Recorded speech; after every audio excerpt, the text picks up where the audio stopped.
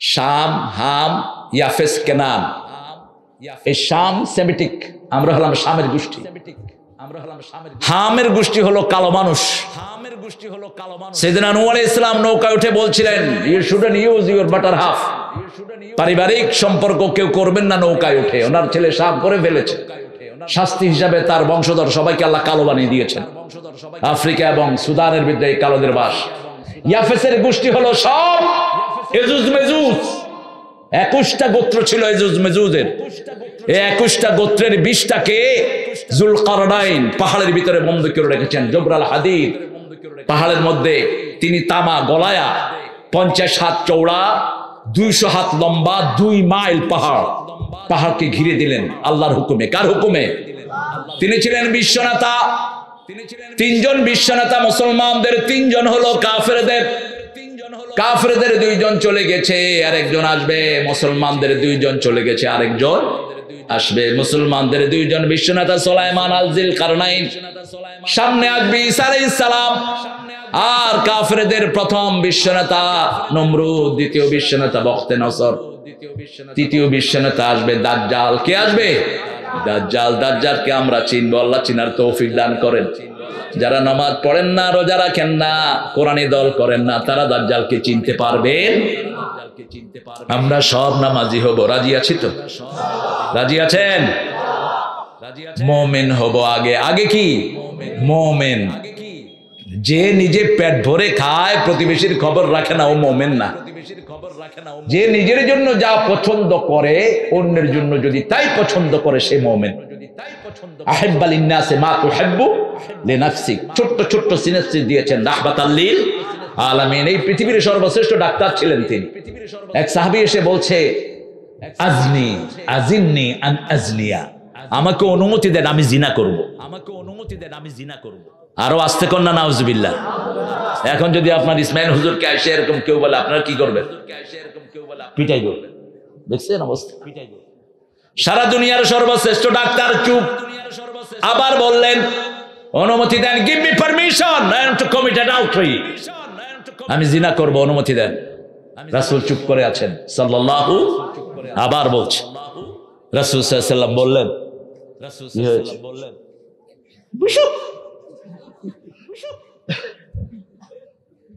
সাল্লাল্লাহু আলাইহি ওয়াসাল্লাম বললেন, এই কাজ যদি তোমার মা করে, কইছে মা ডাকবো না। যদি খালা করে, খালা ডাকবো না। যদি বউ করে, ছেড়ে দেব। যদি মেয়ে করে, অসম্ভব। এবার সারা দুনিয়ার সবচেয়ে শ্রেষ্ঠ ডাক্তার বলছেন, যেই মেয়ের সাথে এই অপকর্ম তুমি করার চিন্তা করেছো, সে তো কারো না কারো মা হতে পারে, কারো না কারো খালা হতে পারে, কারো না কারো মেয়ে হতে পারে, স্ত্রী হতে পারে। তোমার জন্য যেটা পছন্দ করলে না, অন্যের জন্য কিভাবে তুমি পছন্দ করলে? সাহাবী কেঁদে ফেললেন, বললেন, ইয়া রাসূলুল্লাহ, জীবনে আমি আর এই কাজ করব না। তওবা করলেন তিনি। কি অসাধারণ চিকিৎসক তিনি। আরেকজন এসে বলছে, হুজুর আমি 3টা গুনাহ করি, একসাথে বন্ধ করতে পারবো না। আমি মদ খাই, আমি বাজে কাজে যাই, আমি মিথ্যা কথা বলি। আপনি আমাকে একটা নির্দেশ দিবেন, একটা আমি করব। রাসূল সাল্লাল্লাহু আলাইহি ওয়াসাল্লাম বললেন, লা তাকুলুল কিয ওয়াজতানিবুল কিযব। এটা পড়তেন তিনি খুব, মিম্বারে বসেই পড়তেন রাসূল সাল্লাল্লাহু আলাইহি ওয়াসাল্লাম, ওয়াজতানিবুর রিজসা মিনাল আওসাম ওয়াজতানিবু কাওলাজ জুর।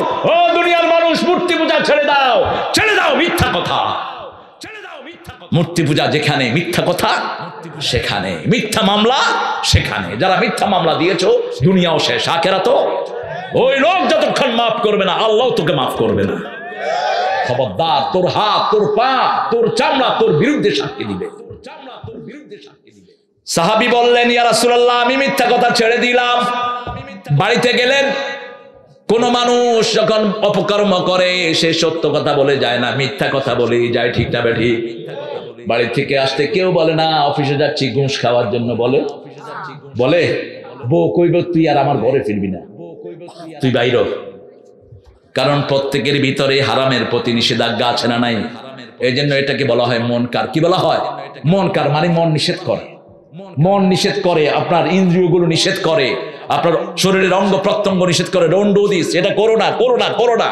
আপনি দেখবেন একটা খারাপ কাজ করতে গেলে অনেক রকমের বাধা আসে। ঠিক না ঠিক? চারিদিকে চকবক করে, বিড়ি যখন নতুন খায় এক টান দেয় আর চারিদিকে ঘুরে, কেউ দেখে কিনা, তার মানে এটা খারাপ কাজ। এটা কি কথা বলেন, খারাপ কাজ, গোপনে টানে। আপনারা তো ভালো মানুষ। সিলেটে এক মসজিদে গিয়ে দেখি 3 জনে বিড়ি খাচ্ছে মসজিদের ভিতরে। বললাম আপনারা কারা? কয় আমি ইমাম, উনি সেক্রেটারি, উনি সভাপতি। আমিও মুখ বেঁধে হঠাৎ করে ঢুকে পড়ছি মসজিদে। রাসূল সাল্লাল্লাহু আলাইহি ওয়াসাল্লাম যখন সফর থেকে আসতেন 2 রাকাত নামাজ পড়তেন। কয় রাকাত? আর একটা দোয়া পড়তেন, পড়েন তাইবুনা আইবুনা হামিদুনা লিরাব্বিনা সাজিদুন তাইবুনা আইবুনা হামিদুনা লিরাব্বিনা সাজিদুন। আমিও প্রত্যাবর্তিত হলাম, আমি তওবাকারী হলাম, আমি প্রশংসা করলাম, আমি সিজদা করলাম কার জন্য? কি সুন্দর 2 রাকাত নামাজ পড়তেন। প্রথম দাঁত মাজতেন। কি মাজতেন?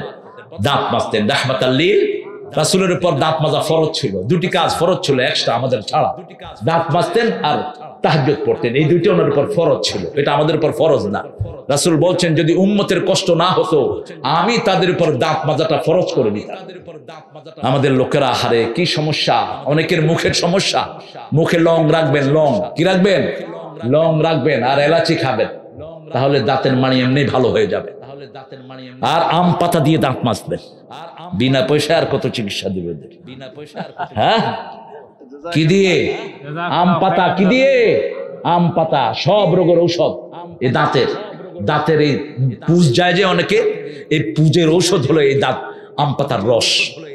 আম পাতা মাজবেন আর আম পাতা নষ্ট করবেন না। একটা পাতা অনর্থক ছিঁড়বেন, জবাব দিতে হবে কার কাছে? কার কাছে? রাসূল বলেছেন কোথাও যদি বিজয় লাভ করো গাছের পাতা ছিঁড়বা না, গাছ নষ্ট করবা না, রাস্তা ভাঙবা না, মেয়ের উপর আক্রমণ করবা না, শিশুকে মারবা না, বৃদ্ধকে মারবা না। যারা মাফ চায় তাদেরকে মাফ করে দাও। সুবহানাল্লাহ বলতে ইচ্ছা করে না। 86টা যুদ্ধ করেছেন, আমরা এক যুদ্ধের ঠেলায় সিট হয়ে গেছি। 86টা যুদ্ধ করেছেন 10 বছরের জীবনে। আমি হিসাব করলাম 27টাতে নিজে সেনাপতি, আর বাকি এই সবগুলো তিনি চালালেন 63টা। চিন্তা করলাম প্রতি 3 মাসে একটা করে যুদ্ধ করেছেন। রাহমাতাল লিল আলামিন। মুখে আঙ্গুল দিয়ে ইসলাম আসবে না। আপনি আবার যাচ্ছেন? আরে হ্যাঁ, ও রাজশাহী যাবেন? একসাথে যাবো, অসুবিধা। এটা হলো ওয়ান ওয়ে ট্রাফিক। আমার কাছে একবার আসলে আমি যাকে দিই না, আমি মেহমান আমিয়ে না আগে যাবো। কি বলেন? আল্লাহ আমার ভাইকে কবুল করুক। অত্যন্ত সুন্দর হাসির মানুষ, আল্লাহ ওনাকে ইসলামের জন্য কবুল করুক। রাসূল সাল্লাল্লাহু আলাইহি ওয়াসাল্লাম বললেন কি বলো না, কি বলো না, মিথ্যা বলো না। বিবির কাছে গেছে, সন্ধ্যার পরে তো মদ খাওয়ার ঝোঁক ওঠে, সেজে গুছে নিছে। বিবি বলছে কোথায় যাও? কয় না আজকে যাবো না। কারণ মিথ্যা কথা বললে রাসূলকে জানিয়ে দিবেন কে? আল্লাহ জানিয়ে দিবেন। কয় প্রত্যেক দিন যাও, আজকে কোথায় যাবা বলো? কয় না আজকে যাবো না, এমনি পিঞ্চ বসে আছে। আসার পরে আবার শরীরে ঝোঁক করছে, আবার উঠছে। কই যাও? না যাব না। প্রথম দিন শেষ, দ্বিতীয় দিন আসছে একই অবস্থা, পোশাক টোশাক পরে নিয়েছি। বিবি এসে সামনে হাজির। কই যাইবা? প্রত্যেক দিনে তো যাওয়া, গতকালকে গেল না, আজকে কই যাইবা? কোনা যাবো না। আজকেও শেষ, তৃতীয় দিনও শেষ। রাসূলের কাছে গিয়ে দাঁড়ালেন, ইয়া রাসূলুল্লাহ আমি একটা গুনাহ ছেড়েছি, আমার সব গুনাহ বন্ধ হয়ে গেছে। বাংলাদেশের লোকেরা যদি একটা গুনাহ ছাড়তো, বাংলাদেশ স্বর্ণের চেয়ে দামি দেশ হয়ে যেত।